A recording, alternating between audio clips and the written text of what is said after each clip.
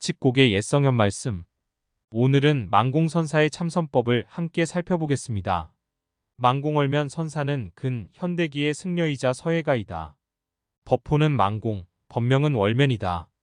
전라북도 정읍 출신으로 속명은 여산송씨 송도암이다.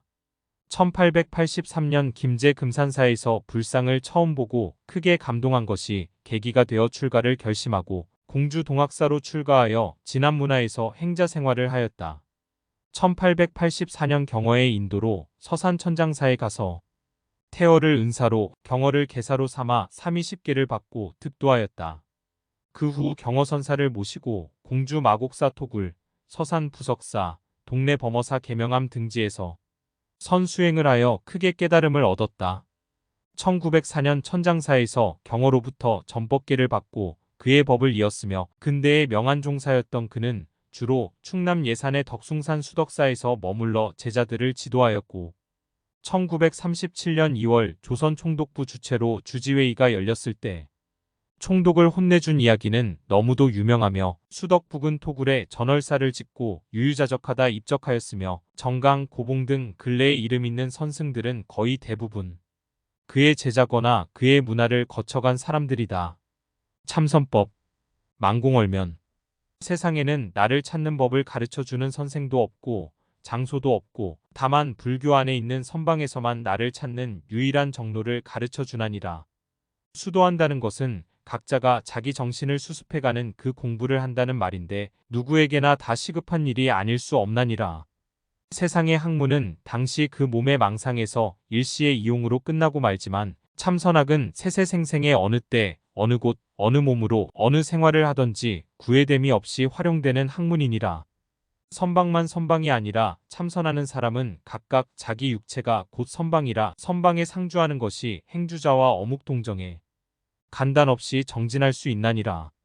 참선은 절대로 혼자는 하지 못하는 것이니 반드시 선지식을 여의지 말아야 하나니 선지식은 인생 문제를 비롯하여 일체 문제에 걸림이 없이 바르게 가르쳐 주나니라. 선지식을 만나 법문 한마디 얻어듣기란 천만겁에 만나기 어려운 일이니 법문 한마디를 옳게 알아듣는다면 참선할 것 없이 곧 나를 깨달을 수 있나니라. 법문 들을 때는 엷은 얼음 밟듯 정신을 모아 간절한 마음으로 들어야 하나니라.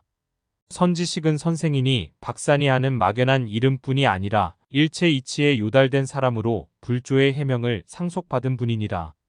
이와 사는 같은 원이라 어느 각도에서 출발하든지 쉬지 않고 걸어가면 그 목적이 이루어질 수 있기는 하지만 나를 발견하기까지는 선지식의 가르침이 없이는 될 수 없나니라. 선지식의 법문을 듣고도 흘려버리고 하여 신행이 없으면 법문을 다시 듣지 못하는 과보를 얻나니라.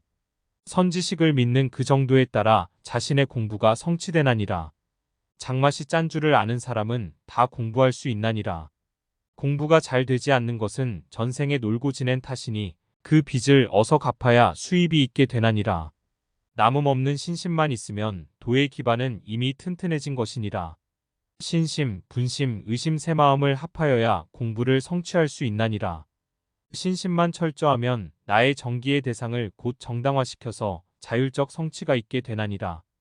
법문을 듣고도 신심이 동하지 않는 인간이라면 내세에는 다시 인간의 몸을 받기가 어려우니라.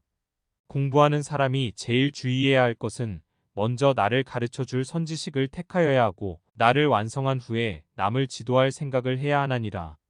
명한 종사의 인가도 없이 자칭 선지식으로 남을 가르치는 죄가 가장 크니라. 이 법은 언어가 끊어지고 심행처가 멸한 곳에서 발견되는 도리라. 다만 마음과 마음이 서로 응답하여 상속하는 법으로 선지식의 직접 가르침이 아니면 배울 수 없는 도리니라. 공부는 발심본이라 별로 제한받을 것은 없으나 학령으로는 20세로부터 30세까지가 정령이니라. 참선법은 평범한 연구나 공부가 아니오 대가 끊어진 창구법 곧 터럭 끝 하나 얼씬거리지 못하는 경지에 이르러야 하나니라. 100년의 연구가 1분간의 무념처에서 얻은 한낱 이것만 갖지 못하다. 일체 중생은 날 때부터 이성의 감흥으로 말미암아 세세생생에 익히는 것이 음양법이니 정신 모으는 데는 이성적 장애가 제일 힘이 센 것이니 공부하는 사람은 이성을 가장 멀리 해야 하나니라. 일체 생각을 쉬고 일념에 들되 일념이라는 생각조차 잊어버린 무념처에서 한 걸음 더 나아가야 나를 발견하나니라. 소화적 나는 소멸되어야 하기 때문에 공부의 성취를 하기 전에는 썩은 그루터기같이 되어 추호도 돌아보지 않을 만큼 나의 존재를 없애야 하나니라. 나를 완성시키는 데는 3대 조건이 구비되어야 하는데 그것은 도량, 도사, 도반이니라. 도를 지키는 사람은 도절을 지켜야 하는 것이니 도는 하나이다. 도를 가르치는 방법은 조금씩 다르기 때문에 도절을 지키지 않으면 정신적으로 시간적으로 손실을 보게 되느니라.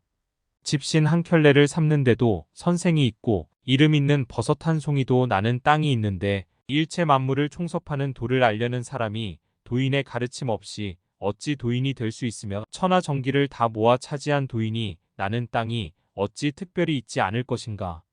그리고 도반의 가마력은 선생의 가르침보다도 강한 것이니라. 참선을 하여 인생 문제만 해결되면 억생억겁에 지은 갖은 악 갖은 죄가 다 소멸되나니 그때는 사생육취에 헤매는 고생을 다시는 받지 않게 되나니라. 수도 중에는 사람 노릇할 것은 아주 단념해버리고 귀먹고 눈먼 병신이 되어 일체 다른 일에 간섭이 없게 되면 대안은 저절로 이루어지나니라.